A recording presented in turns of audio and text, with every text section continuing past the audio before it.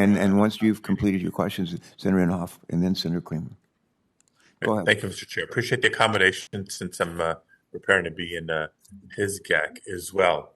So I'm going to get right into it. Mr. Goffman, thank you for your commitment to public service and to protecting public health and safeguarding clean air for the American people through your work at EPA and your prior work for the United States Senate, including this very committee.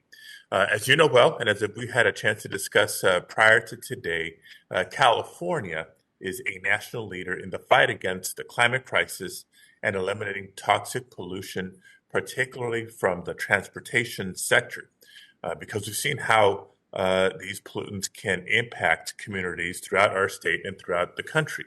That's why I'm proud that under your leadership, EPA reissued California's waiver to set our own clean vehicle standards under the Clean Air Act. California clearly has the authority to do so, and now California is free to aim even higher and accelerate the deployment of zero-emission vehicles.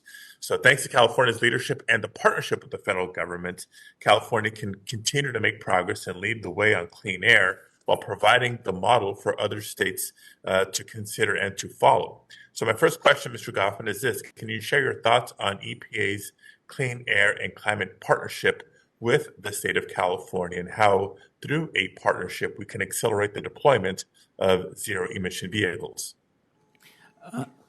Excuse me. Thank you for that, Senator. That question, Senator Padilla. One of the things that EPA is doing, both out of my office and out of Region 9 of the EPA, is engaging in a work group with the California Air Resources Board and the Air Quality Management Districts in Southern and Central California. We're focused on a number of issues that are critical to ensuring progress in improving air quality in California. And we are certainly in regular touch with the California Air Resources Board, examining different options for setting meaningful but workable emissions limitations. One of the things that we are planning to do, as directed by President Biden, is to examine whether or not we can establish longer-term clean vehicle standards past model year 26. And we're certainly taking into consideration the technology options that California itself has identified as being potentially available to achieve very, very low-emitting or even zero-emitting vehicles and promoting zero-emitting technologies. Okay. Well, as we've discussed, California is not just an ambitious leader when it comes to emissions of passenger vehicles, but frankly in all sources of pollution under state and local jurisdiction. And we continue to press the EPA to do more to address emissions from mobile sources of pollution under federal jurisdiction. Notably, the proposed heavy-duty truck rule is an important initial step. And as you know, I've encouraged EPA to ensure that the final rule is aligned with California's Advanced Clean Truck Rule and strengthens EPA's proposed option 1. But EPA can do more than just cut emissions from these trucks. EPA is preparing a regulatory agenda to reduce emissions and decarbonize the entire transportation sector, I hope. And I'm certainly advocating for the inclusion of locomotives, off-road equipment, shipping, and aviation.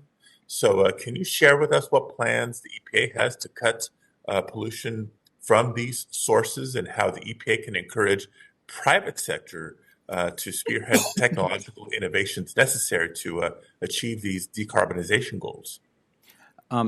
Again, thank you for the question, Senator. I want to point out that you just identified the several work groups that EPA Region 9, EPA headquarters, the Air Quality Management District, and CARB have formed because we are looking at how to answer exactly those questions, whether it's on the regulatory side, whether it's on the side of leveraging federal funding to go into transportation infrastructure or into the acceleration of the turnover of current high-emitting vehicles to lower-emitting vehicles, and that includes both trucks on the road, trucks in ports, and off-road vehicles as well.